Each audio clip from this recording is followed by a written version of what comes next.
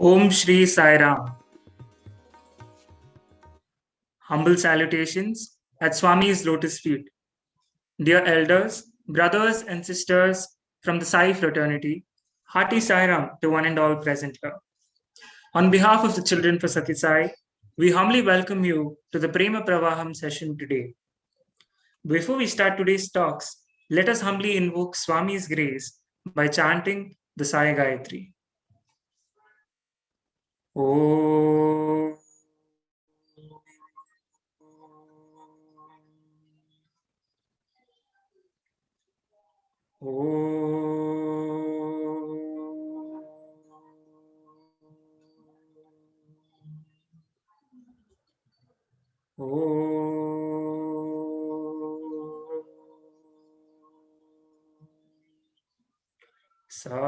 साईश्वराय विद्महे सत्यदेवाय धीमहि तन्नः सर्वः प्रचोदयात्। ॐ साईश्वराय विद्महे सत्यदेवाय धीमहि तन्नः सर्वः प्रचोदयात्। ॐ साईश्वराय विद्महे सत्यदेवाय धीमहि तन्नः सर्वः प्रचोदयात्। ॐ शान्ति शान्ति शान्तिः। In today's session, we are grateful to have with us Dr. C.S. Srinivas. Sir has been an alumnus between 1980 and 1982, and on Swami's command, joined Kasturba Medical College, Manipal to pursue his MBBS. And after completing his medicine, Sir came back to serve Swami at Sri Satya Sai Institute of Higher Medical Sciences between 1995 and 1998. On Swami's command, in the year 1998, dear Sir went ahead to join his family and establish a hospital dedicated for mother and child care at Vishakhapatnam, and served there until Swami called him to join the Sai Sanjeevani chain of hospitals. Dear Sir has been instrumental in the setting up of the Sri Satya Sai Sanjeevani International Center for Child Heart Care and Research at Palwal, and is currently serving as the pediatrician and director of academics and medical coordination in Sri Satya Sai Sanjeevani Center for Child Heart Care, Kharghar, Navi Mumbai. And dear Sir, we are grateful to have you with us today. Over to you. Sai Ram. Sai Ram. Very happy to be with all of you, brothers and sisters and Sai fraternity on this evening, and share the wonderful life with Swami and the journey all through.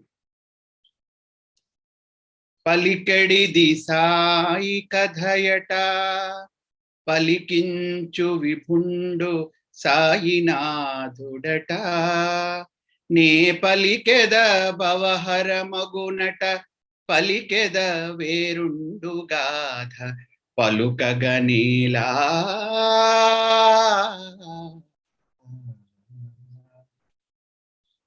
The song goes, Madhuram Madhuram Sai Katha Navarasa Bharitam Swami Katha. So this is a wonderful journey to be with our Lord and to live this life.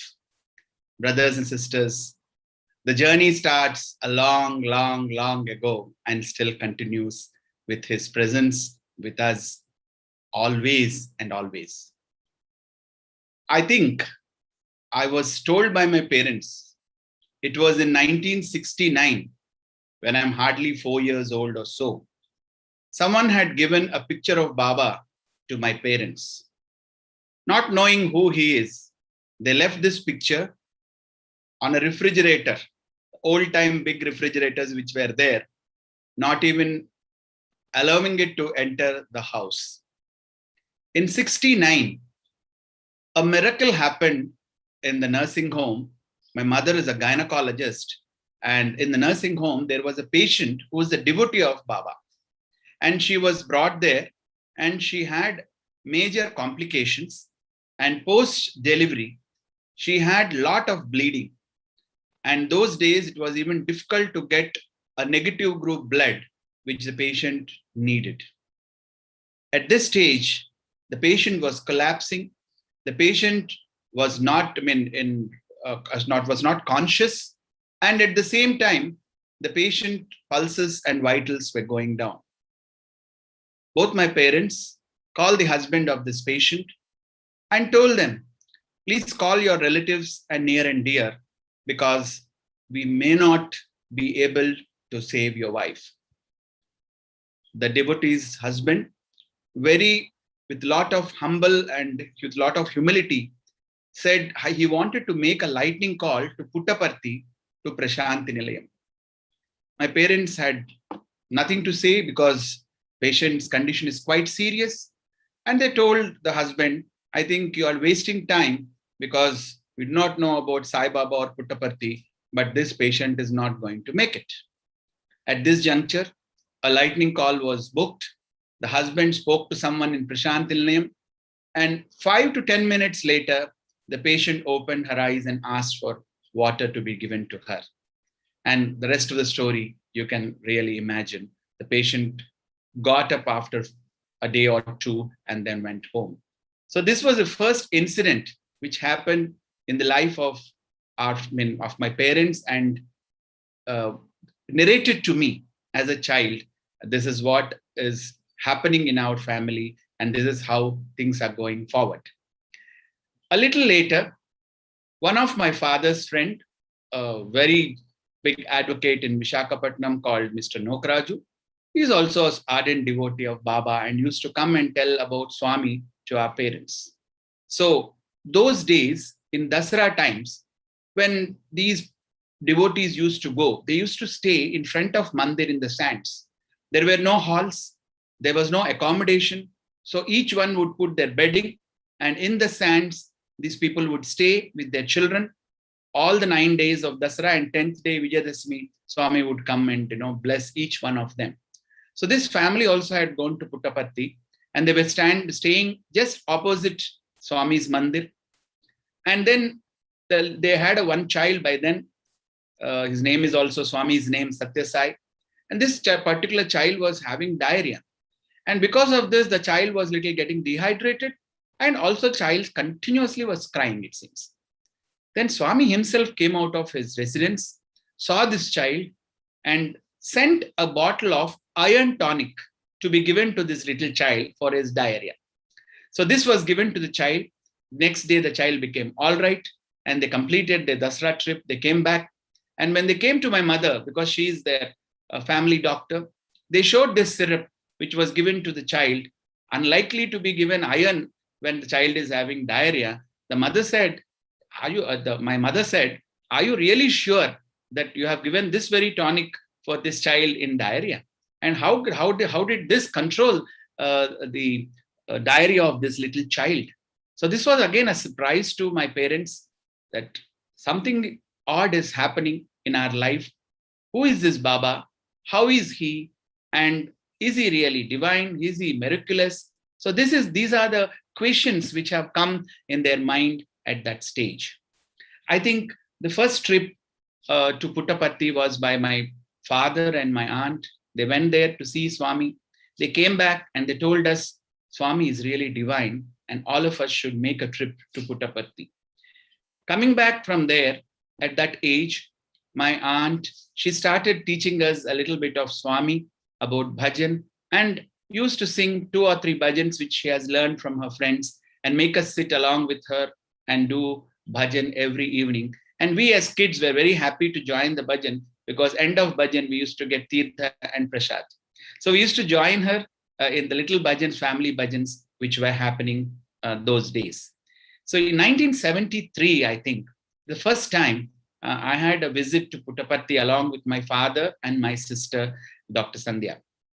At that time, she was to join Anantapur College because she had some problem in getting admission in my hometown. So my father was taking her for getting admitted at Anantapur's college. Swami had just started in those days the college, and it's very new college. So they were going there.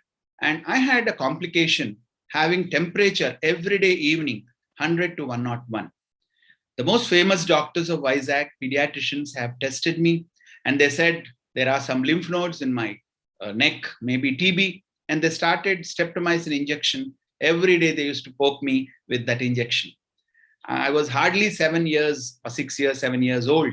And I said, I also want to come to Baba and I want to see him. So my father, my sister, and myself, three of us landed at Puttaparthi.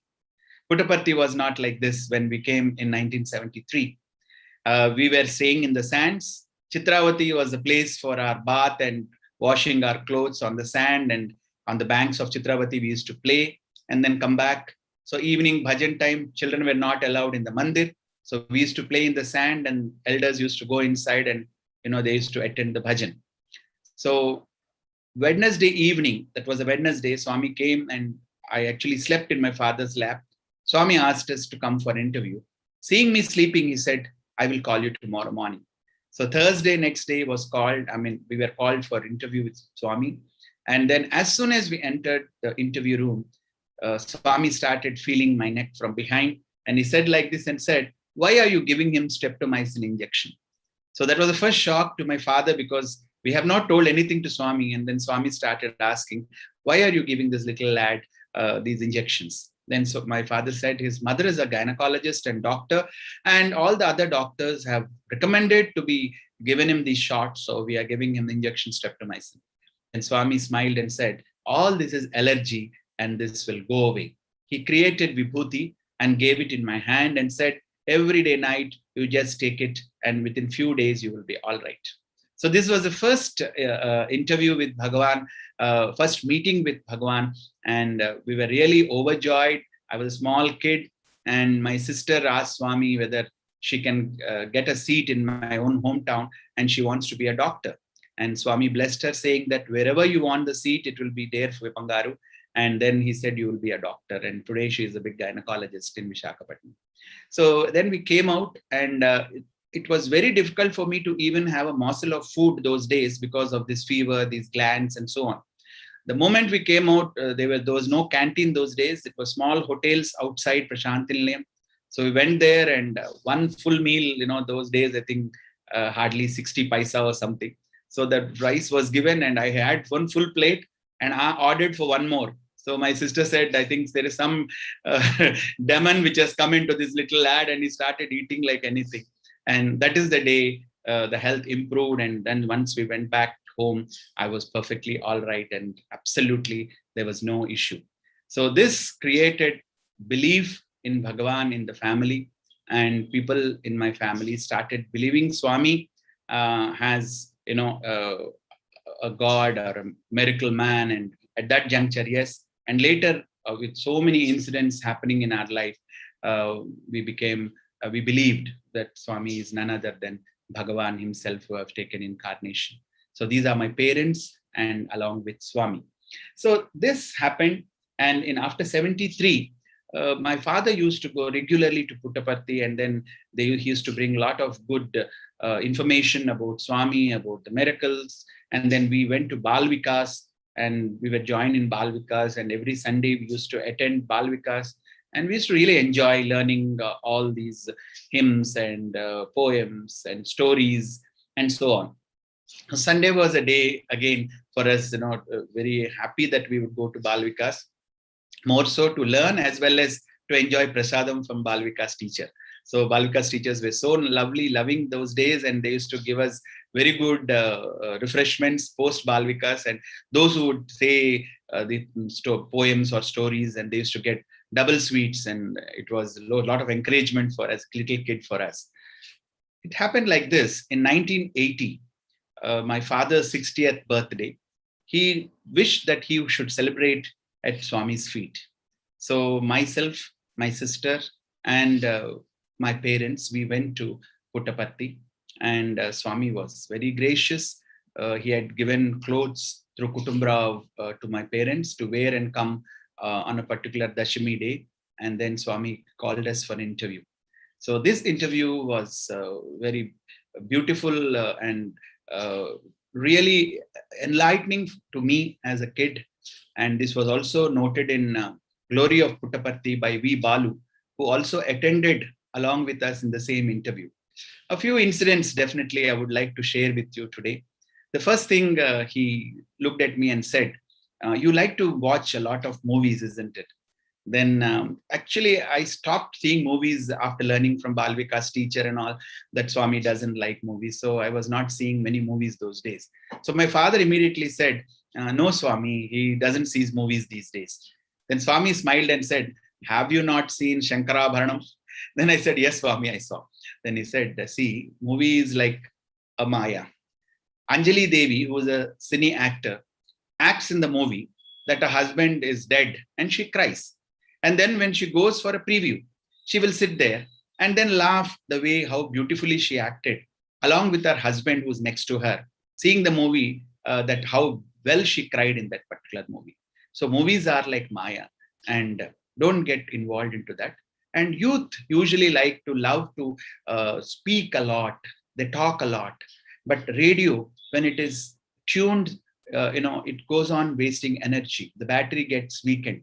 And as you talk more and more as youth, what happens is, though you talk slow also, even the volume is low, the battery will get deranged.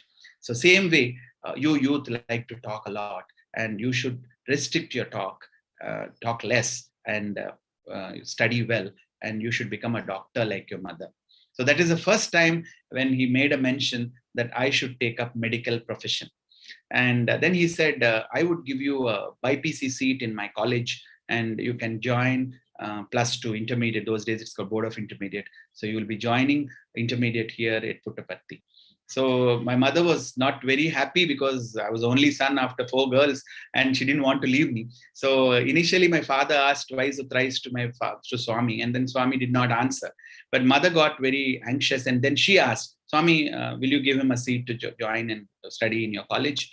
Then immediately Swami said, yes. I'm going to give him a seat. I will tell the warden Nityananda Menon, and he will give him a seat. In fact, the admissions then were over, and the college, everybody has joined. Everyone had joined, and I was the last admission into Patti College in 1980. And it was a real turning point in my life to be with Swami and to really enjoy those years with Bhagavan, because Swami every day he used to come and joke and talk to all of us who are there on the veranda. Those days are really golden, memorable days, which we can never forget in our life. And then he turned to my parents and then said, both of you can come, all the bride and bridegroom come forward. And these 2 old people came forward, and then Swami materialized 2 rings and made them exchange. In fact, the ring he was to give to my father was to give to my mother was quite big. And then Swami smiled and said, oh, it's become very big, and just turned the ring the other side. And in fact, he was putting the ring. My father was only holding Swami's hand, and then he slipped the ring into her finger, and it was a perfect fit. And then Swami said, you know what is Sashtipurti? I think this is a very important thing for most of us senior students who are now getting into late 50s to understand. Then Swami said, Sashtipurti means at 60, you have to win over the Arshad Vargas. So you have to start from 50, and by 60, you should be able to win over all the Arshad Vargas which you are being as a homemaker, you have been involved in, and come out of it. Then when you come to 70, you should be equal to Saptarishis. So you have to attain that sort of a spiritual knowledge and spiritual attainment as much as like a Saptarishis. And when you come to 80, it's like Ashtadigajas, and 90 as Navagrahas, and 100 is supreme to be one with God. This is how a human being should start coming out of this samsara from 50 onwards, and reaching 60, he should come out of the Arshad Vargas. So saying this, he was very loving, and then looked at my sister and said, so she said, Swami, I have done BSc Home Science in such as Anantapur College. She was a student of Swami. And she said, I want to do MSc. And Swami looked at her, smiled and said, do MRS. And then he asked me, what is MRS? So because we have been hearing from various teachers and Balvikas teachers and all. I said, Swami misses, because Swami's usual joke. Then he said, see, he knows what is MRS. And then he said, for a girl, it is very essential that there be a support in life to attain God. So you should get married, and I will see the match, I will do the wedding, and I will perform the marriage. And in fact, at later date, 2 or 3 photographs were shown to Swami, and Swami had selected a very old devotee of Swami's family. And later we came to know after fixing the match, in fact. And Swami performed the marriage at Vrindavan. And it was a wonderful event to be with Swami. So you can see both of them, and Swami had materialized the thali and made the boy tie her and tie the knot, wedding knot. And it was a wonderful morning, and then evening it was Krishnashmi dinner in Vrindavan hostel, and then we had wonderful time with Swami. So this is a lovely time with Swami, and to that marriage, music director Rajeshwar Rao was also there. And then Swami asked him, how come you are here? Then Mr. Rajeshwar Rao said, Swami, I came for wedding. Swami was so possessive. He said, oh, you came for wedding. You have not come to see me. And Swami said, no, Swami, because you are performing the marriage, I have come here and have your darshan. And he said, that is good. You came for me, I'm happy, and not only for the wedding. So, even minor things Swami used to really correct us at every juncture. And then the life used to be wonderful those days. So after this, then in the same interview, another beautiful thing is Upanayanam was done. So one Shashtipurti was done, and then counseling was done, and then Upanayanam was done to 2 twin brothers. They are Melwanis from Nigeria. So Sanjay and I think Mahesh Melwani. So later they also became Swami students, and Swami materialized through 2 threads, sacred threads, and then opened it and showed 3 threads, forming there. And then it was a lovely place, a lovely thing. And then Swami did Upanayanam and told about Gayatri.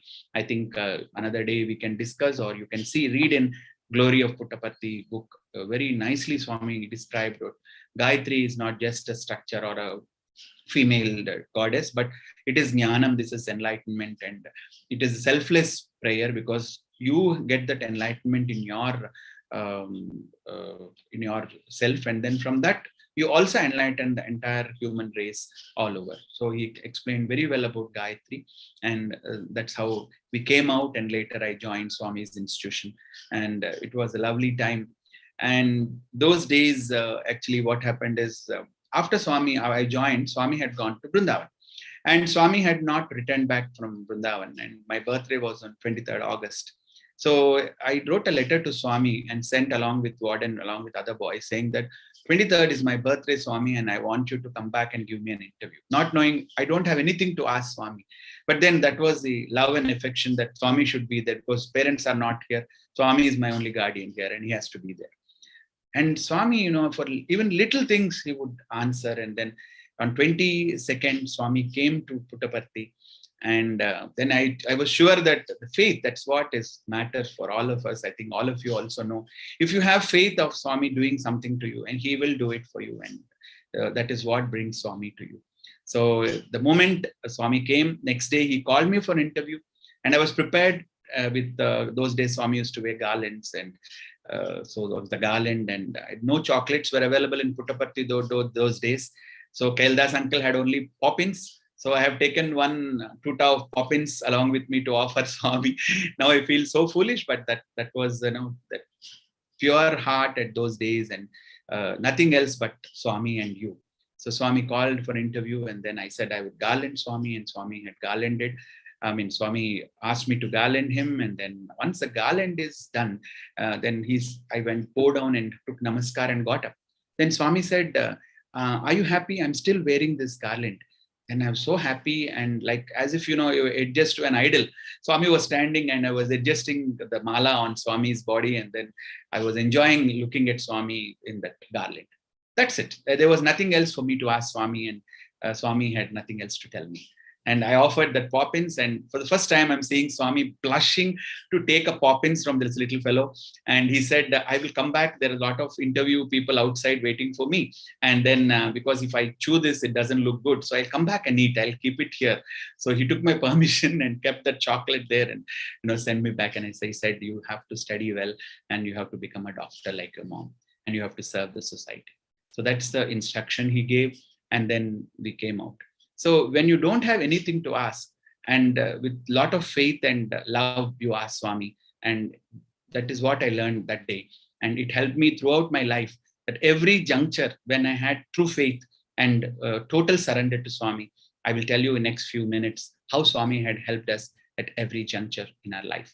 So having done this, so I have completed 2 years and there were so many incidents which happened those 2 years. I think time will not allow me to continue with that. But I would like to share wonderful things this evening, how Swami had involved in medicine when in these years, when we involve Swami in medicine, it's wonderful. And the experience is something very enriching. So what happened is I completed my just before going to, after completing my intermediate, Swami called again for interview along with my parents and told that I should become a doctor and they should take me away. And then before leaving, he talked to me. He said, see, outside colleges are not like Patti College. So there people are different kinds of people are there. So you have to mingle with them. You have to smile with them. You have to talk to them, but keep Swami's discipline in you. Don't go away from discipline, what Swami had taught you, but come back as pure as you're going. So with this instruction, he left me from there. And in fact, I was sobbing, I was crying because nobody wants to leave Swami and go from Patti. But then he said, you have to do your medicine and then I will take you back. But little did I know that Swami is going to build so many hospitals and super specialties, etc. Because those days it was only a small general hospital manned by 1 or 2 doctors on the hillock in Puttaparthi.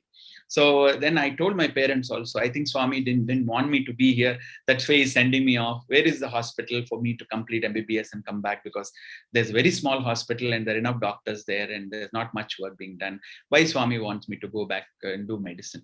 So that's how I came out. And Swami's word is always truth and truth, but nothing but truth. That is Satyam. So I finished my MBBS, then I finished my MD.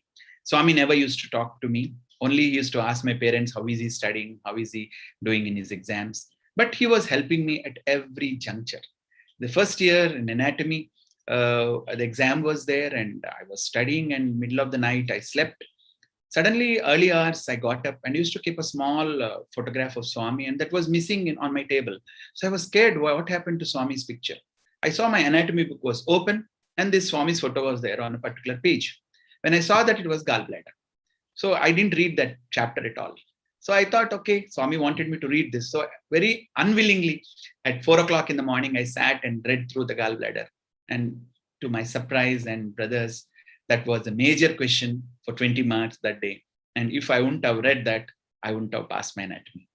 And at every juncture, when I read my pathology, I had gastroenteritis before exam. So I was not able to go. I actually cried in front of Swami's picture. Swami, how can I go to the exam? In the exam hall, I vomited twice. My principal was standing behind me because, they don't allow anybody during exam to come out.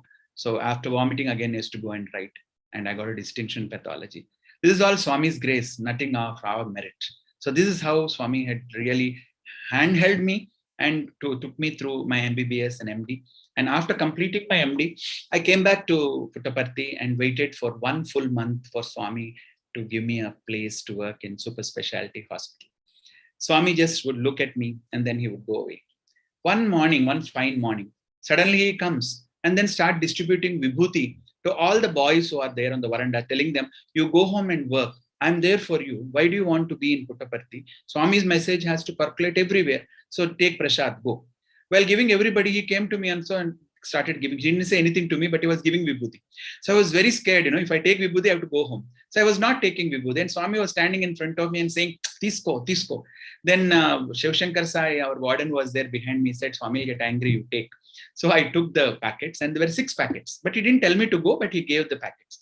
So then Bhishma was there working in the hospital, and Bhishma Chawla said, you can apply. There are some applications, some seats are being given to some of the boys.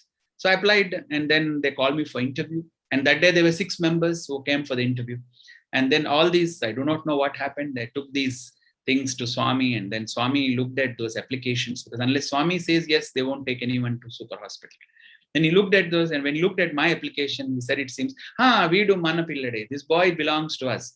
And then he said several years back, he was here and he did his, he was hostel pujari here, and he was putting flowers for me every day on my picture in his cupboard. All that Swami was telling what happened in our hostels.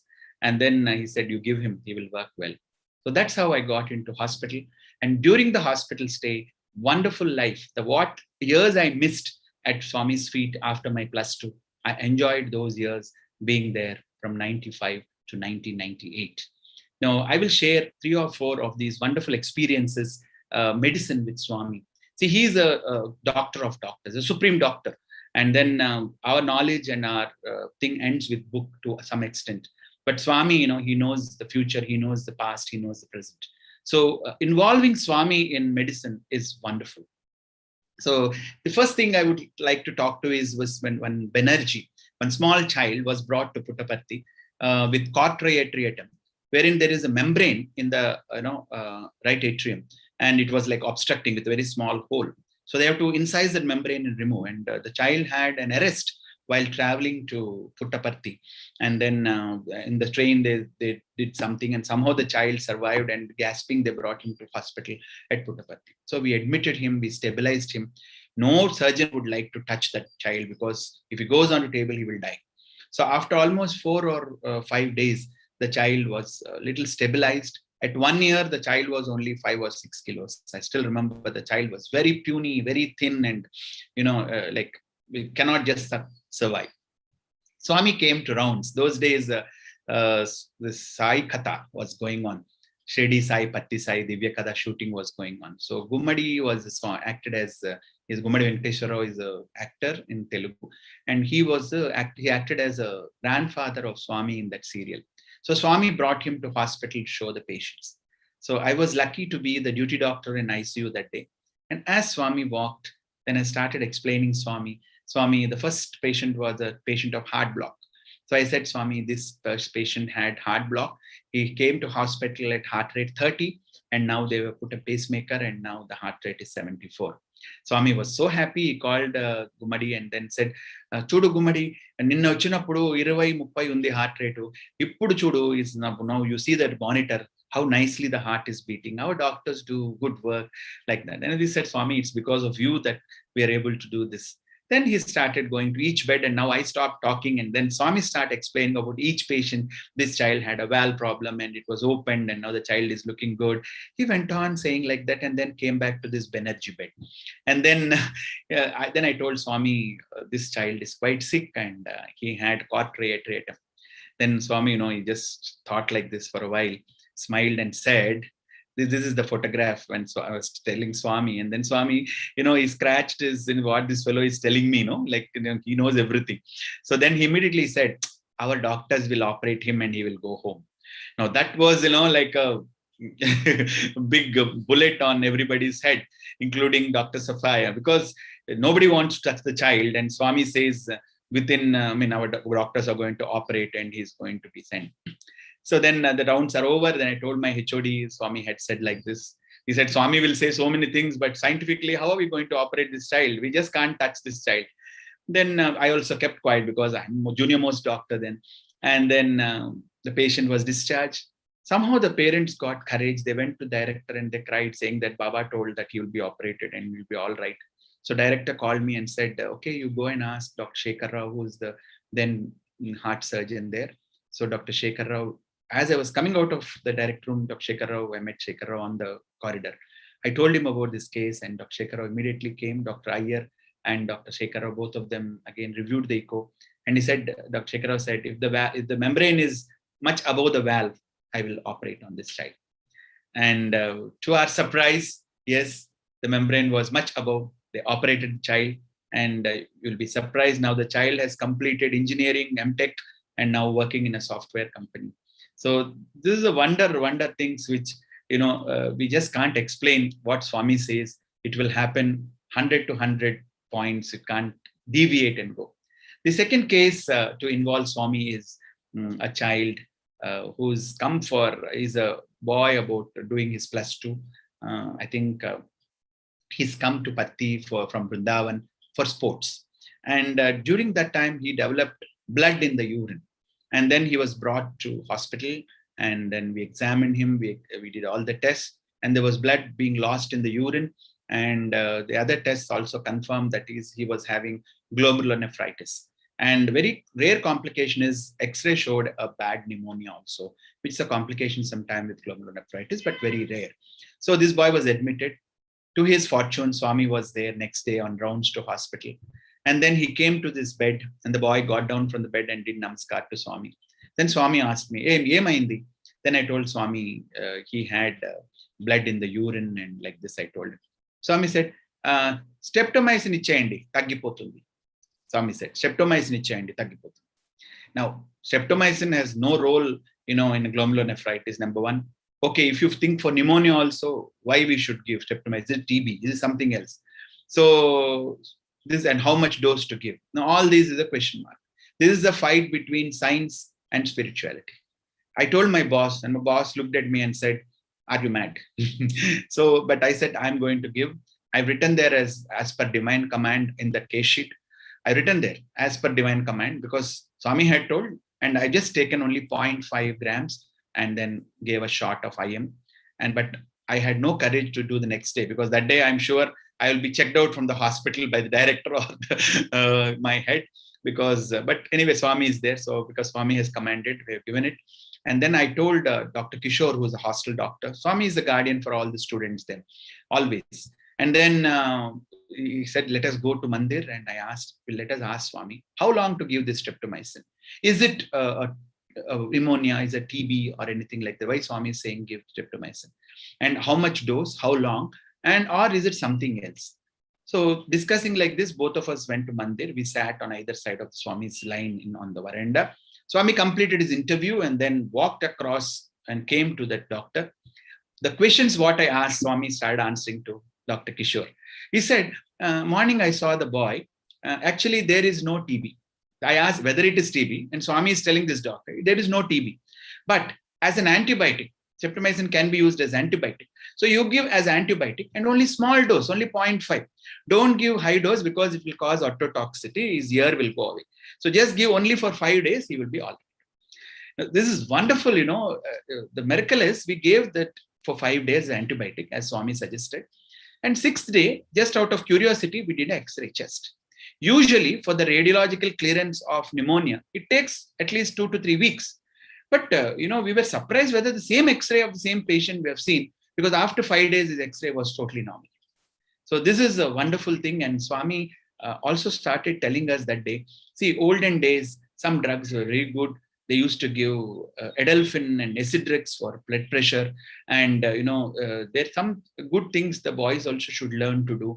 Like they have to clean their tongue. They brush their teeth, but they don't clean their tongue. And if you don't clean their tongue, they get asthma, they get acidity and so many other problems. So they should understand this. And Swami started talking about medicine. And it was very nice on the veranda that day for all the doctors to listen to Swami.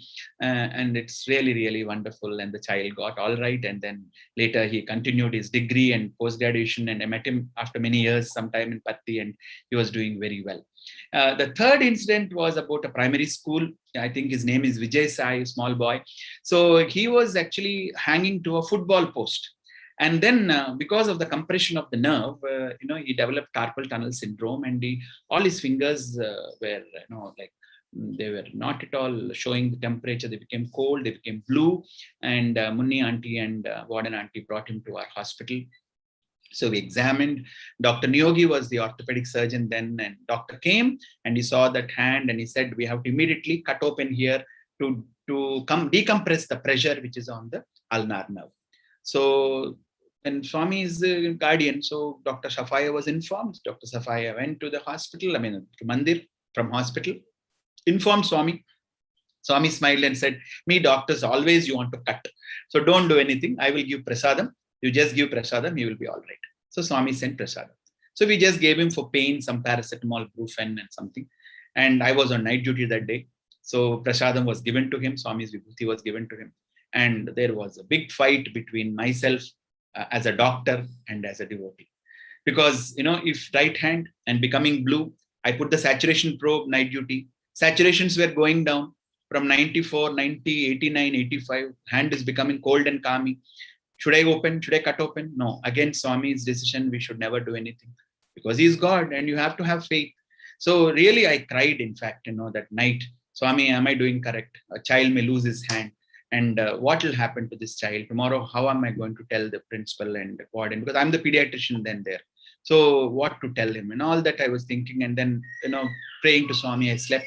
Next day morning, I didn't look at the child also. I went to my regular duty.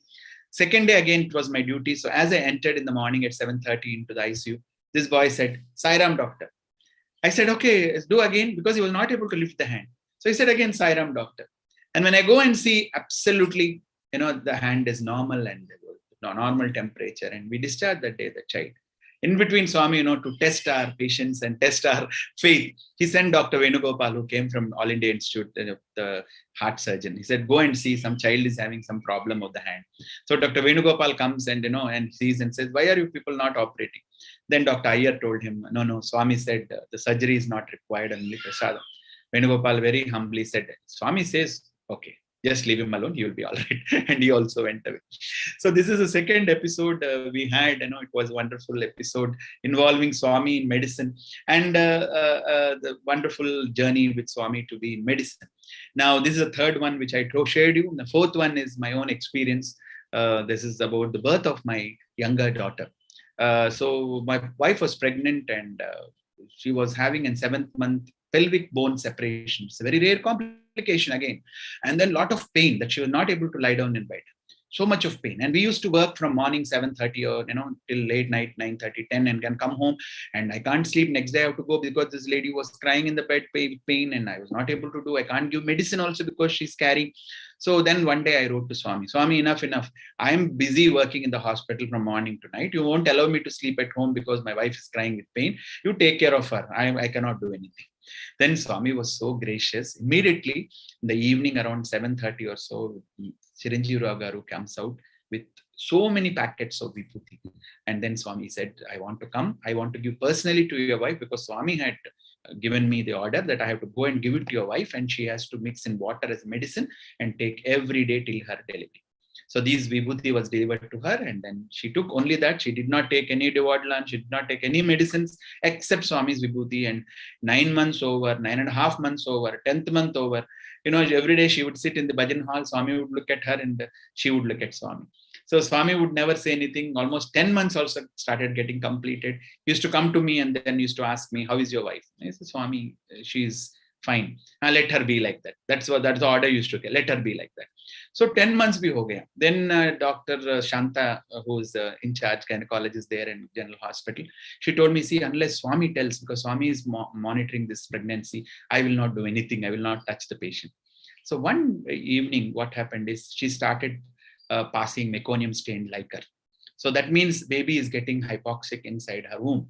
And I took her to the hospital and Dr. Shanta examined and she knows our faith to Swami. And then she came and told me, you're a pediatrician, you know that meconium stained liquor, meaning the patient baby is getting hypoxic inside. So ideally, if other patient, I would have operated. But because Swami is taking care, what do you want to do? You want to ask Swami and come and get admitted or you want me to admit here right now? I said, if Swami is taking care, I will ask Swami only. I told her, let's go back. We'll tell Swami tomorrow and come back. So my wife doesn't know what it is. And she came, she happily slept. But that night was a very long night for me because I could not sleep. I, as a pediatrician, know that when there's meconium liquor coming out, it's time to pull out the baby. And she's past dates, almost 10 months completed, and she's waiting. Either the baby would die inside or baby would become mentally retarded or baby can happen, anything can happen. But then I said, Swami has to tell me what to do. And then I slept almost at 3:30 or 4 in the morning. And Swami comes in my dream. And then Swami says, we'll wait till Sunday and everything will be fine. And then we will decide. This is the dream. So morning I got up, I told my wife, and then I was going towards darshan. Then near Ganesh temple, our pharmacist was there, Dasacharya, we used to call him Dasacharya uncle. So Das uncle comes running and says, Srinivas, Dr. Srinivas, please come. Yes, I got a dream I got a dream, and Swami was in my dream, and he's telling you that Sunday he would operate on your wife and baby will be born. So this is a second, very surprising to me, because I got the same dream, and Mr. Das also got the same dream. So I went on to the veranda and sat. That day, Governor of Andhra Pradesh was coming, so we were made to sit little back. Swami came onto the veranda, then came to me and then asked me, how is your wife? Then I told him, Swami, the doctors are saying like this. Then he looked, he said, Then he went one step forward. Then 180 degrees turns back and says, today is Ashtami, not today. Maybe it's a command to the baby inside, not to me. So then I said, okay, Swami. And then this happened. And then next day, again, we sent letter to Swami. And then Swami sent Vibhuti and said, today she can go and get admitted. So we got her admitted, and Dr. Shanta kept her in the theater. She was sitting on the ladies' side. I went and sat. Those days, Swami used to come at 2 o'clock in the afternoon. So Swami came from Purna Chandra to Mandir, and then Swami said, last time also they did cesarean, let them do cesarean, but not today. Tomorrow is Dasami, Sunday. Tomorrow morning by 5:30 it should be over. So as Swami told in the dream, he had confirmed the same thing, and then time also is given, and 5:30 morning exactly the child came out. Dr. Iyer was there in theater, and then he took the baby and then started chanting Vedam in the ear of the baby. And then we took a Polaroid photograph, those days available, showed to Swami. Swami saw the photograph and said, Chala Santosham, very happy, very happy. And now I'm very happy to tell you that this child has gone very good in her studies all through. She was in Satsai Vidya Vihar. And then, later, she became a doctor now, and now she wants to join Swami's mission very soon. So this is a wonderful thing, this is Swami blessing my child in hospital, 3rd month. And the mother, looking at the mother of the universe, she forgot, we actually saw that day how Gopikas will forget looking at Krishna. So she was looking at Swami and then dropped the baby slowly on Swami's feet, and she was praying. Then Swami said, Amma, if you take the baby, I will put step forward and go forward. So that is how, when you see Swami, you forget everything and the life turns in a different way. So this is what happens. And then that's how the life was there in Puttaparthi. And then Swami asked me to go to Vizag because my mother was getting old and nursing home has to be taken care. We have 100-bedded hospital there. And so I had to go back to Vizag with great, very big heart, not to leave Swami and go in this lovely atmosphere. But in the interview, he promised saying that time is there. I will again call you back for my mission. So my wife asked Swami, when are you going to call us back? You're sending us to Vizag to take care of the hospital. But when are you going to call us back? Then Swami said, that time will come and I will call you back to my hospital. So just to cut short on these events, so this happened, and after that I was going to Parthi for various camps and so on. And one particular camp I wanted to just tell you, though it's not about medicine, but then we showed Swami a list of students who are in the hostel outside, some boys, poor boys, to make clothes. We made clothes for them. So myself and B. Srinivas, both of us went to Swami, and then we showed, and Srinivas was telling Swami, these are all children from BC hostel. Swami was so furious. He said, who are you? Don't say like that. They're all my children. You should not differentiate between any group or anything like that. Definitely, I will come and distribute clothes to all of them, but never say like that. Swami was very, very loving towards them and towards every being. And this is how things went on. And the last in 2011, Purna Chandra, Swami had talked to all of us. And that day, even I got a chance to talk to Swami. And there were a lot of miracles which happened in my life.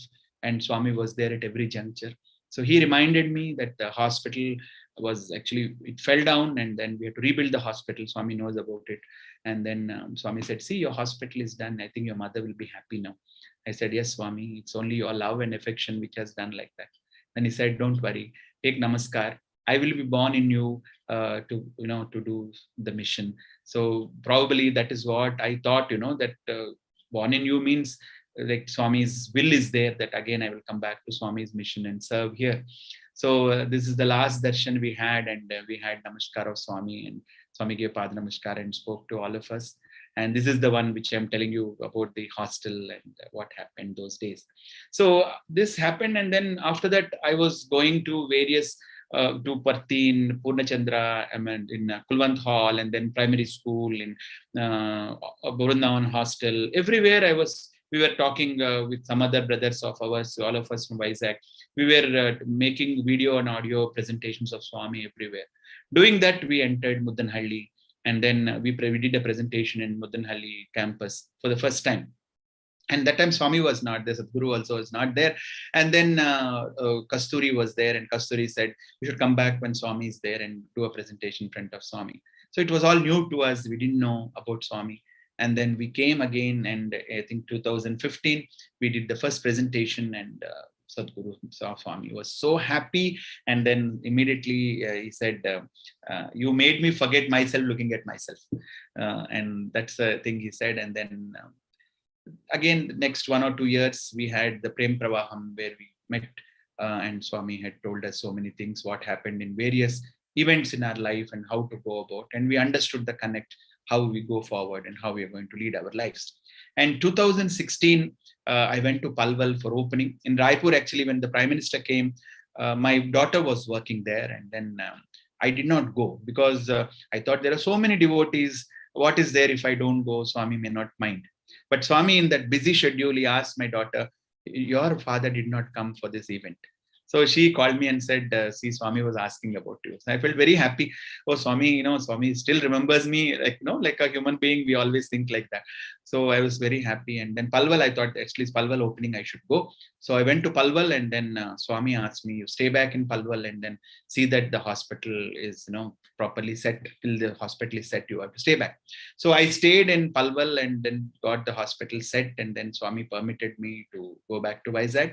But 2017, Swami did arrange marriage for my daughter and elder daughter. And after the marriage, Swami said, "Now it's time for you to come back to Swami's mission.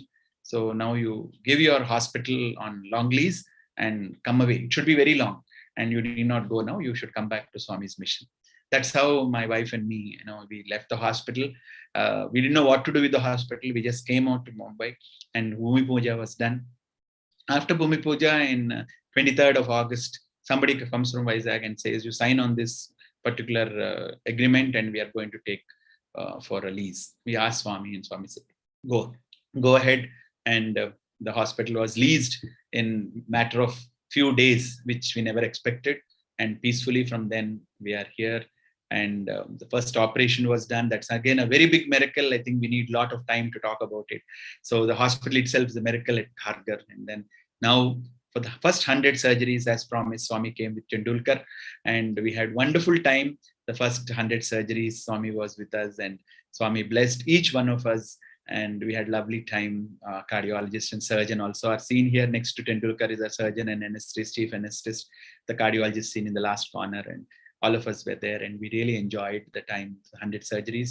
And now I'm very happy to say that every month, past 3 months, we are doing 100 surgeries and interventions put together in Sanjeevani, Kharghar itself, and Palwal and Raipur, more than that. Wherein in Mumbai, all hospitals put together per month, they may not do 100 pediatric cardiac surgeries. Whereas here in Swami's mission, we are able to do more than 100 surgeries every month in each of our center. Now, what I would like to just finally conclude at this juncture, brothers and sisters, what we need is total surrender and faith in Bhagavan. This is what I have learned from Swami, and this is what I have heard from Karunyananda Swami, from Peddabuttamma, because they all used to come to Vizag. They used to come to our house when we were children, and they tell about Swami and the incidences. And this is the Anandam which I want to share.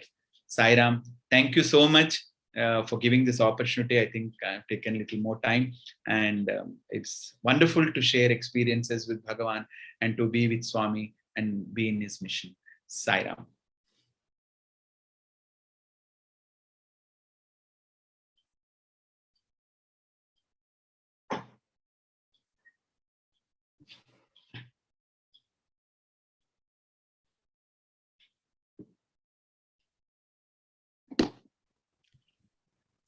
Sairam sir, these words reinstill our faith in the divine command, and your experiences are a testimony of your surrenderance to Bhagwan and his mission. Our gratitude to you for sharing with us today your experiences and lessons, sir. Sairam sir. Sairam. Before we proceed, any questions to the speakers may be addressed in the chat box, and the respective speakers shall answer the same post the session.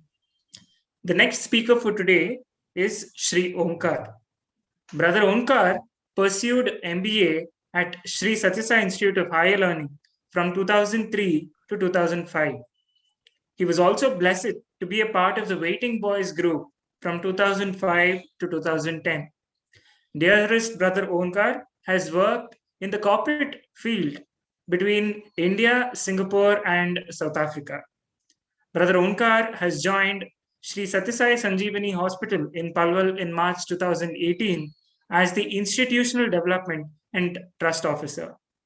Onkar, brother, over to you. Sai. Thank you, brother. My humble pranams to Bhagwan, and thank you for giving this opportunity to talk about my little bit journey with Sanjeevani, and mainly about what is the transformative impact Sanjeevani hospitals are doing with Swami's grace. So I would just start with my journey about how I came to Sanjeevani, and then do the presentation about what Sanjeevani is doing.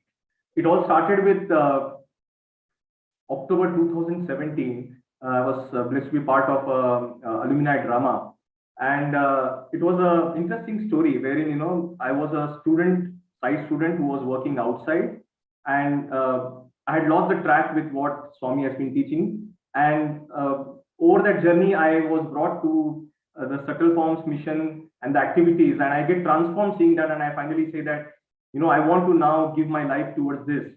And the Swami's grace drama went on very well, and Swami graciously came up on the stage near the chair, and he came to me and took my hand and created a green diamond ring, what we call as a recruitment ring, I should say, and made a public announcement that you will join my Sanjeevani hospital. The point is, whether creating ring, talking about me was one side. But when Swami decides to shower love and touch your heart and melt your heart, that experience you cannot even explain. And something tremendous thing happened inside me. I was sobbing, I was crying, I was so happy. But at the same time, I was shocked as to sudden announcement that I'll be joining the hospital immediately, because just in the month of May 2017, my first interview with in the subtle form, Swami told it will take some few years, but you will join my hospital. I was shocked as to what is this now. But the important point is, during this announcement, he made a very profound statement that you always wanted to serve me when you were a student, but you were not ripe then. Now you are ripe. And it set me thinking as to why did Swami make this statement?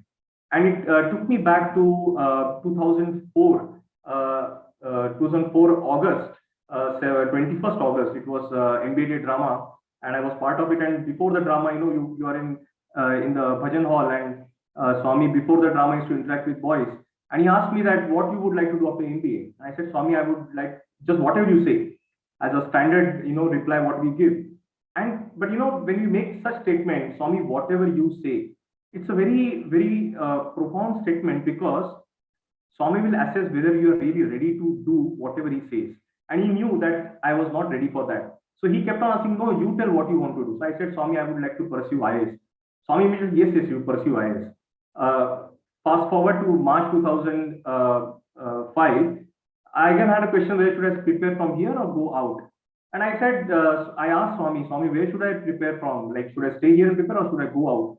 And Swami said, stay here, don't go to Mumbai, it is not right place for you right now. So again, I was not right to go out. He wanted me to be there. 5 years, I was blessed to be part of, on one side, being part of the waiting group, singing in front of him daily, taking darshan. And I was preparing for civils. I cleared some levels, but I finally could not clear the final interview stage.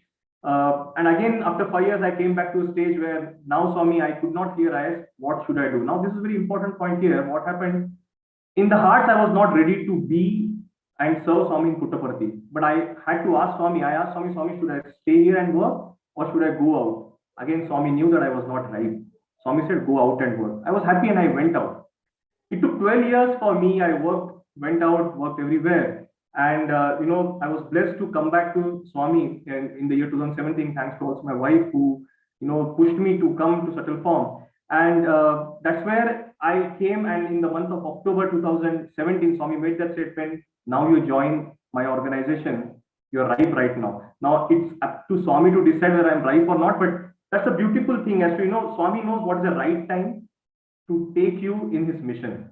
So now coming forward to, I immediately had to resign, and I joined in the month of March 2018 in Sanjeevani Palwal, and would like to now take you all through this beautiful Sanjeevani's experience of what it's making an impact to the world. So I'd like to share the screen here now.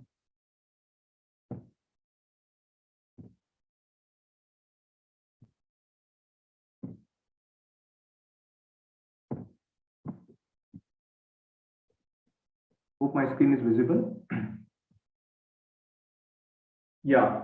So before I just get into the complete journey of Sanjeevani, I would like to, most of us will know about it that after Swami's when he left his body, and through Madhu brother, Swami guided Srinivas to start Sanjeevani hospitals, and he told that it has to start from Chhattisgarh. But initially when it started, it was not a pediatric hospital, pediatric cardiac dedicated. It was first an adult hospital.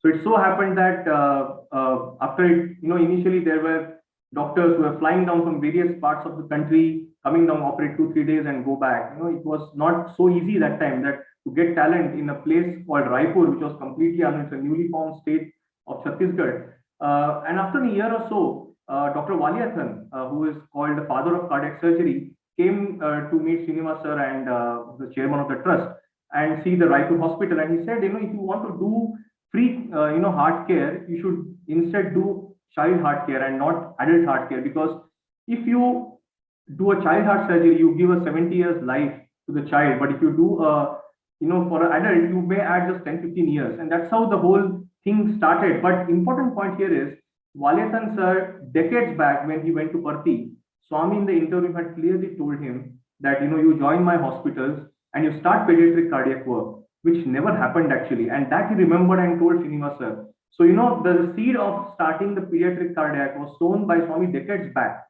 And then after in 2014, a team of various cardiologists, dedicated pediatric cardiologists, pediatric cardiac surgeon, anesthesia joined the Sanjeevani Raipur, and the Sanjeevani centers became the dedicated pediatric cardiac centers.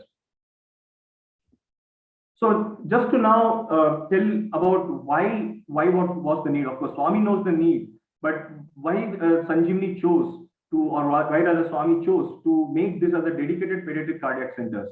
So it's believed that 1 out of 100 children born, not just in India but all over the world, are born with congenital heart disease, which is a defect in the heart by birth. Now, in India, with the population what we have, it is estimated around 240,000 children are born every year with this disease. So you can just imagine the burden which is getting added to with this disease every year. Now, the problem becomes more difficult, because this defect in the heart, if it is diagnosed in time, it can be corrected in time. But most of the cases in poor families, the mothers give the birth in either a primary health center or even at homes. There is no way that pediatrician is going to even see the child.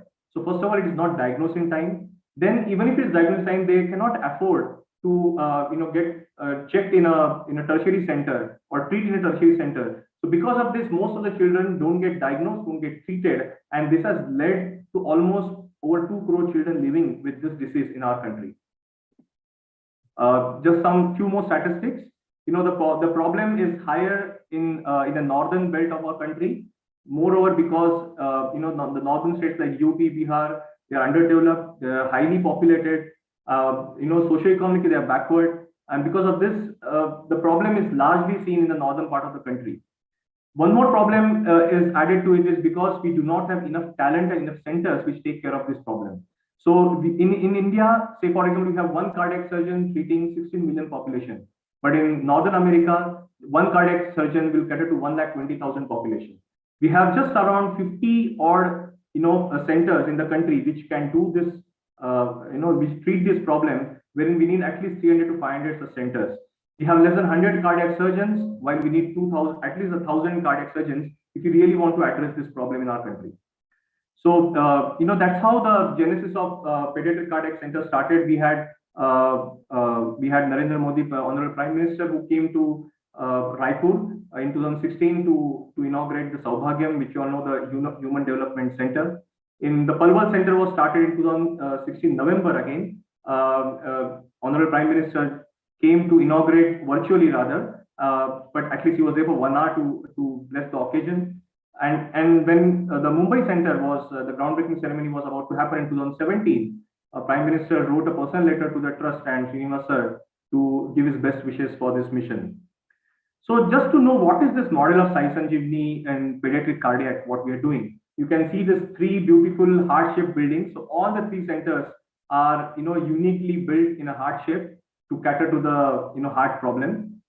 We are currently having 9 dedicated pediatric cardiac operation theaters, 3 dedicated cath labs, and we have dedicated specialists to address this issue, because you cannot have somebody who does both adult and pediatrics who will be specialized in this work. So we have dedicated team which is full-time with us. So you can see that we don't have part-time consultants. Whoever works with us is full-time consultant. At the same time, Swami has always said that free of cost does not mean cheap. So the trust always ensures that we get world-class infrastructure, and everything what we do is completely free, as always guided by Swami. And most important thing, with love and compassion. In last 9 years, over 16,235 pediatric cardiac surgeries and interventions have been done for children who came from across India. You can see the map here, and in the small circles, you can see every state we have children operated from. Swami has touched their hearts and touched every district for that matter in the country. And not only from our country, we have children who have come from almost 16 developing countries, African countries, Asian countries, and you can see a few, just for the sake of showing few stories, I have taken here 2 stories here. One from Jammu and Kashmir. This is a 6-day-old boy who came from Jammu and Kashmir during the second wave of COVID pandemic and was treated for a very complex surgery, switch operation, and he was completely, he went through a beautiful ICU care and he went back home with his family happily. There is one more beautiful story down, a tale from Afghanistan. So this Rovina girl came in October 2019, just as 1-year-old girl. And we have in Sanjeevani something called as Ab Jeevan Sanjeevani Ke Saath. So we keep on following up with all our children. And just after 2 years, you can see a bright, shining, beautiful girl. And the parents say that she's as healthy as any of her peers. And she's like a top of the town. So beautiful she is. And just because of Sanjeevani, she could get this new life. Did we stop working COVID? So no, we just for the first 30 days in the month of April 2020, we had stopped because there was a lockdown. But we realized that if we stop, the children with congenital heart disease, if not for COVID, they'll die out of congenital heart disease. So you can see here photos in the initial days. Our staff only made PPs day and night because they were like very, very costly in initial time. There was scarcity, so our people only made this. We made all different protocols for treating the children for CHD with COVID protocol. So you can see our doctors, and in that scorching heat in May and June, they were wearing all these PPs and treated children. In fact, in the second wave, the Palwal Center also was designated as COVID center. So we actually treated children for COVID, and then we operated on for congenital heart disease, which was a rare case in the world. And recently even papers got published for what we did during COVID times. And just in the period of COVID, in 18 months, the Sanjeevani 3 centers, thanks to the doctors and all the support teams, that 4,200 child heart surgery interventions were performed. So Sanjeevani is not just about hospitals. When we initially for first 4 years, we were just doing work as treating children by doing surgeries. But we understood that if you really want to make an impact, we should try to identify the problem early and then try to treat it. So we started a child heart screening initially in Raipur, where we were present initially, and then of course when we started Palwal and Bombay. But then we realized that there is more to be done. So I'll speak about what we do in the Mother and Child Health Program in the Department of Public Health.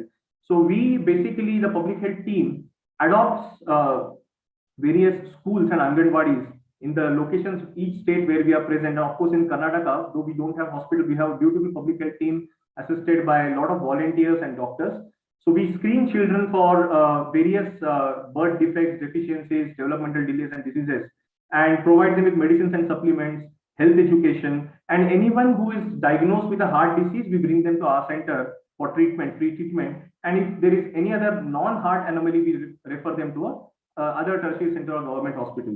So across, of course, now you can see in the left-hand side, we also try to bring in technology by bringing HD-Step. So this is a very beautiful device developed by a company in US called HD-Step. And by that, we can, in a village setup itself, we can try to identify if the child has any heart anomaly, and it can be captured in a tab. And if the child is diagnosed with some heart murmur there, we bring them to a center for a detailed echo. So since last 5 to 6 years, in the 4 states where we are doing, that is Chhattisgarh, Haryana, and Maharashtra, we have screened over 1,15,000 children based on the various guidelines of Rashtriya Bal Swasthya Karyakram. And whoever was diagnosed with a heart disease, we treated them. Then we realized that, if you really want to do something to prevent this problem, we should go to the source, which is the mother. And hence the program of antenatal care was introduced, wherein we adopt again primary health centers, sub-centers, wherever we are present in all the 4 states. And we have public health team assisted by gynecologists who go to the field, and they screen the mothers, and we have, we screen them for various things, do tests, give medications, give counseling, and we have gynecologists. So in Bombay, we also have fetal echo, and in Raipur also fetal echo, which is unheard for in this backward areas. For in Bombay, for that matter, in slums, it's completely, they will not have access to such kind of a treatment.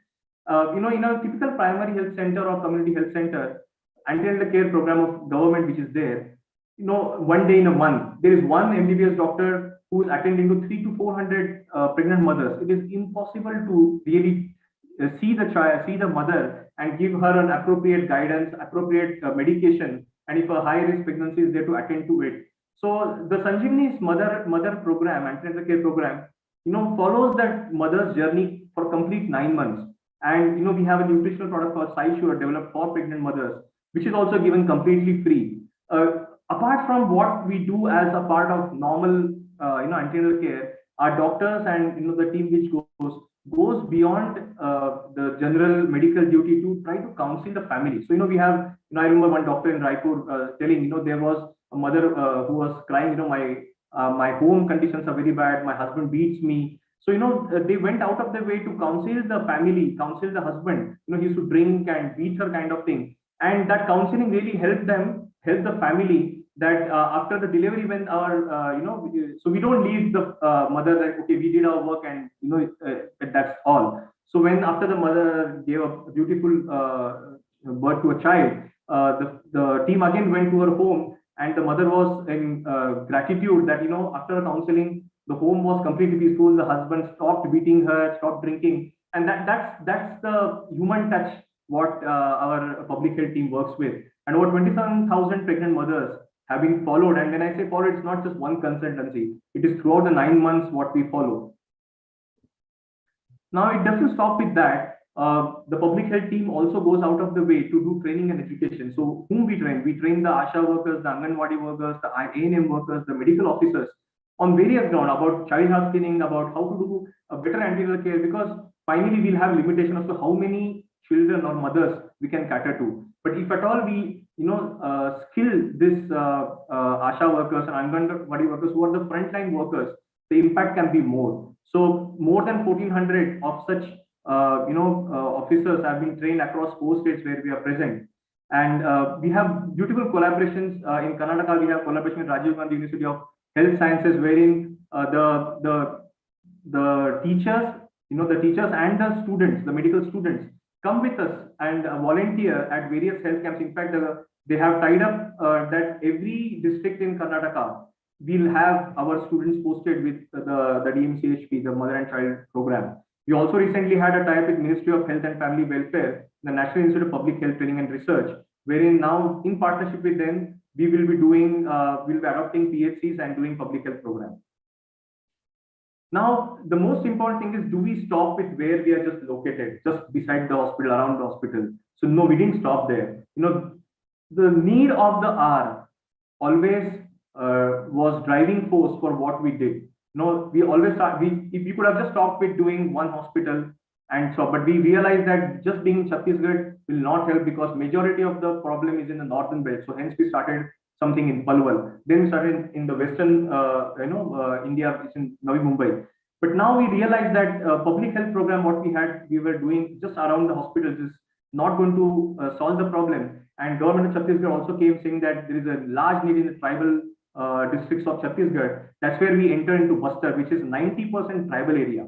And you'll be shocked to know, the government itself says that we don't enter there.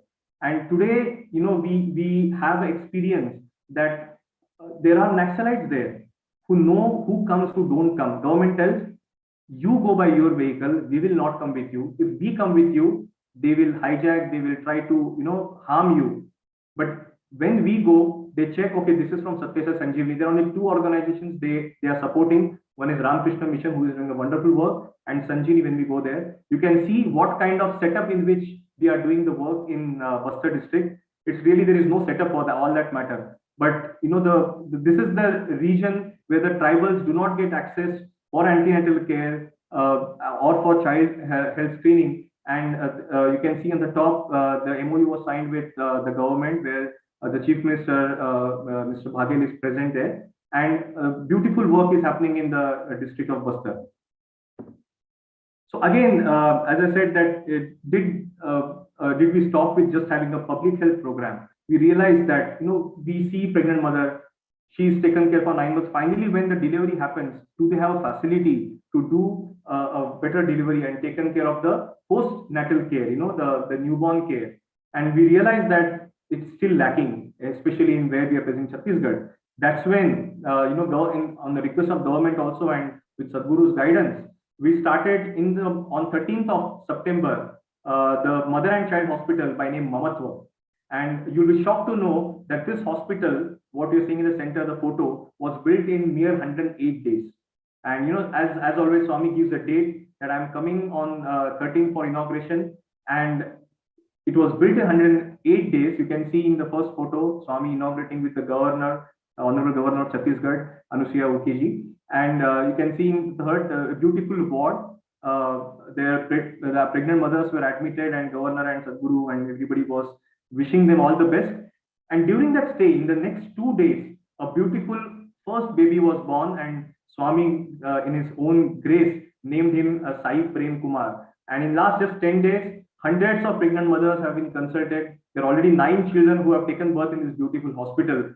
And I'm happy to let you know that Swami, after this opening this hospital, has already announced that at least 10 more such hospitals, mother and child hospitals, will have to be built in remote districts of India. So already the work has started about searching places where there is need, and in coming years we'll see multiple of such mother and child hospitals, everything being provided totally free. Now the next part of Sanjeevani is the research foundation. So when we did preventive, whether it was identifying the problem early or antenatal care, we realized that if you really want to make a dent to the problem, you need to do something to find what is the cause of congenital heart disease. And that's how Research Foundation came into existence with Swami's grace. On 7th of June 2018, the Research Foundation was inaugurated in Palwal Center. Honorable Chief Minister came for the inauguration. And the aim was to reduce the incidence of CHD, as congenital heart disease, devise better clinical outcomes, and reduce the maternal mortality, infant mortality, and try to get better pregnancy and birth outcomes. Now, the advantage of having Research Foundation, this is the only center in the country dedicated for congenital heart disease, because of the diverse and the magnitude of cases we get at Sai Sanjeevani. So it is, we are sure that we will become the largest center in the country, probably in the world, probably in years to come, to have the largest biobank for having the samples for congenital heart disease. And recently, by Swami's grace, just in the last month, the Department of Science and Industrial Research recognized and certified our center as a Science and Industrial Research Organization recognized research center. And we just don't do the research in congenital heart disease. We try to even train young scientists. So we have, tie up with even our own university in Gulbarga. So there are training sessions with them. We have Apis University MTech students who are getting trained out the center. And we aim that more and more scientists get trained in this and work towards this cause. In capacity building, so we ourselves found that there's a dearth of people with this skill set, and we ourselves find it difficult. So we started our own training program. So now in last 8 years, what we have developed ourselves as a beautiful training centers, all the 3 Sanjeevani centers. We have tied up with Maharashtra Institute of Health Sciences and PIAFTA. Soon we will be having a DNB cardiology, pediatric cardiology at our Raipur center. So we have fellowships in pediatric cardiac surgery, anesthesia, intensive care, and public health. We have MSc course in our Raipur center. All the 3 centers we have training programs for nursing, and we also train doctors, not just from India, but from outside. You can see photos from a doctor from Afghanistan and Nigeria. We have collaborations with not just government in India, but also governments in outside India with Fiji, with Nigeria. We have MOU with Afghanistan. We have an MOU. We treat children from Afghanistan. We train doctors from Afghanistan, and soon we have an MOU with government of Malaysia. Now, I'd like to come to the main part about what is the transformative impact of what we do. So based on the sustainable development goals, I would like to explain with one story for each goal. What says, and no poverty is the first sustainable development goal. You can see a child by name Pratik here. So typically, almost 90% of children who come to us come from a family who earn less than 10,000 a month. Now, they cannot really afford to treat a child in a private hospital, which can cost anywhere between 3 to 8 lakhs. So typically, if they try to do that, they end up in lifetime debt or selling their home or selling the jewelry and mortgaging the jewelry. And it's like a cycle of poverty which they enter into. So this is a story of Pratik, who is a 4th child in the family. 2 siblings, girl siblings, being deaf and dumb, and he lost his both parents when he was just 2 years old. Now he was being taken care by his grandmother and elder sister. The grandmother who was earning just 1,500 as her pension. So you can imagine, can they really treat the child? This is typically what we see, and the child was completely treated free, and they went happily, avoiding them with any kind of loans or debts or selling their property for treating the child. The next is good health and well-being. You can see a girl here by name Neha, 16-year-old. This is a beautiful story because her father was also with congenital heart disease, but for poverty, he could not get treated, and he died at the age of 46. Neha got detected just after her father died, and the family was in shock. Neha came to the Sanjeevani hospital, got treated, and while getting discharged, just said one statement which really touched us. If Sanjeevani was there 40 years back, my father would have been living with me. The next goal I would like to say is gender equality. Now, you'll be all shocked to know that in some part of India, especially northern belt, the culture is such that girl doesn't get the same quality of treatment or the status as a boy. So that's why you see a lot of female PT side also here. Here you can see a name Pari in the photo, a 3-year-old from Haryana. Both the parents actually for 10 years they didn't get they could not conceive, and they adopted a girl child, Pari, in a government hospital at 1 day of her age. And but because they adopted a girl child, and just within 15 days they understood that the child was in congenital heart disease, the family actually ostracized them. They gave up on this parent, saying that we cannot take you, that you adopted a girl child. And the family was completely shaken because COVID set in. They didn't know where to get the child treated, and finally they came to Sanjeevani. During COVID time, the child was treated, and the family was in tears that if not for Sanjeevani, our girl would not have survived. Sustainable Development Goal 10, reduce inequalities. You can see a boy called Divyansh. Now, this boy again, at 1 day of its birth, he was seen lying at a garbage yard by a Ghaziabad police. They took him to the hospital. The hospital handed it over to orphanage, and the orphanage just after a few months realized that Divyansh was having congenital heart disease, and because of this, no family was ready to adopt the child. They somehow found us. We treated Divyansh, and just after 2 months of treatment, the child was adopted by family in US. So this really gives equal chance. So right to healthy childhood, which is vision of Sanjeevani, this is reducing the inequalities in our world. The quality education, as I told, we have a beautiful programs, various programs, of course, everything given free. This is not just giving them opportunity to come to Sanjeevani, but also they are getting quality education which can fetch them a good life ahead. Climate action, you will be happy to know that all the three Sanjeevani centers are having solar power, and we are having installed almost 1,000 kilowatt capacity solar power installed across the three Sanjeevanis, which is going to reduce the carbon emissions. So I would like to now just stop sharing, and in next 2 minutes would like to talk about, is it just Sanjeevani is making impact on the world outside?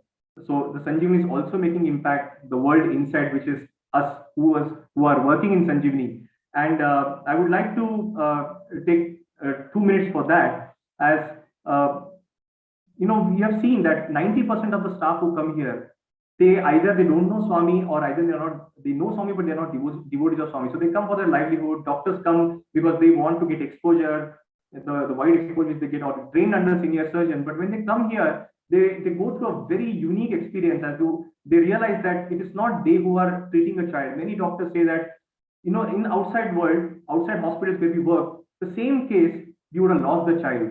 But here, we don't know how the child survives. And then they realize that there is an unseen powerful hand which is treating the child. That really makes them humble. That really makes them feel that it is not we who are doing, and it is God who is doing to us. And it's a very unique transformative experience for each doctor and a person who is working here. One more thing which we all go through every day, and personally again I go through, is we stop complaining in life. When we see such pain in these families, the first thing we realize is attitude of gratitude, that let us stop complaining what are small and big problems we are having. Now, I remember personally as to how how Swami is training us at this place. So 2 years back when Swami came to Palwal, and I was, receiving him at Srinivas, I just opened the door and Swami looked at me and said, "Oh, manager, huh?" So I immediately said, "Swami, no, I'm just serving here." And it set me thinking as to why did Swami say that? Whatever Swami says has got a profound meaning. And I thought, Swami wants me to learn the lesson that don't think you are a doer here, don't think you are doing anything here. It is I who is running the show. And whenever small or big projects we take, whether it is any grants or government projects, we struggle, and then we realize that there is some kind of a doership which we are taking, and when we completely surrender, miracles do really happen. And that's what is running the show here, because it's impossible to run such mammoth project, and it's only Swami which is running the show. And I would like to just give a last example of guidance what Swami gave recently. I was part of a trust meeting, virtual meeting, which was held this month itself. And a lot of the trustees and board of governors were showing the gratitude to Swami, that Swami, we are so grateful to you for giving us this chance. And Swami, after all of them spoke, Swami said, "I thank you for choosing me, and serving me and doing my work." So I was shocked to hear that statement. In fact, just 3 days later, he came to Palwal and made a similar statement. "I thank you for choosing me." I was shocked. God is so humble. I mean, he is giving a chance. He's taking care of for everything. And he's saying, "I am thanking you for choosing me." And then it set me thinking the last part, for choosing me. So the learning I took is, if we choose him, then he gives us an opportunity. And what is choosing him? It is not just choosing the form to serve him, but it is choosing him to serve in everybody who is coming here. Because Swami clearly told a doctor here that don't think a patient is coming to you. It is I who is coming to you, and you are just serving me. So that really set the whole thinking right, that it is, if we really choose him and choose him alone, then we can be part of his mission. Otherwise, we will not be part of his mission. So I pray to Swami humbly and genuinely that, Swami, please give us the sadbuddhi, all of us, that we choose him over everything, so that we be part of his mission in serving him in everyone. Thank you, Sai Ram.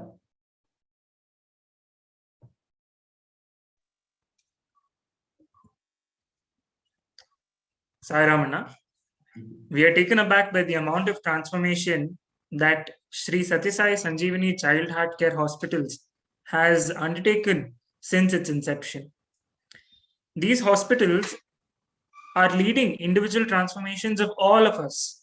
And this is the epitome of Bhagwan's mission, Anna. As we conclude today's proceedings, an announcement.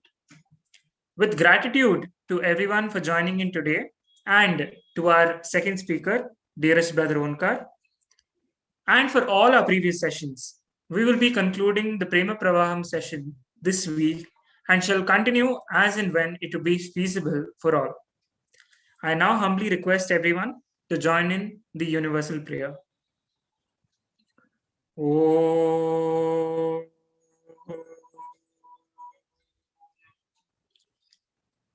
समस्तलोका सुखिनो भवन्तु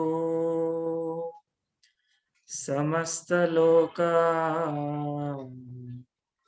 सुखिनो भवन्तु समस्तलोका सुखिनो भवन्तु Om Shanti Shanti Shanti Sai Ram.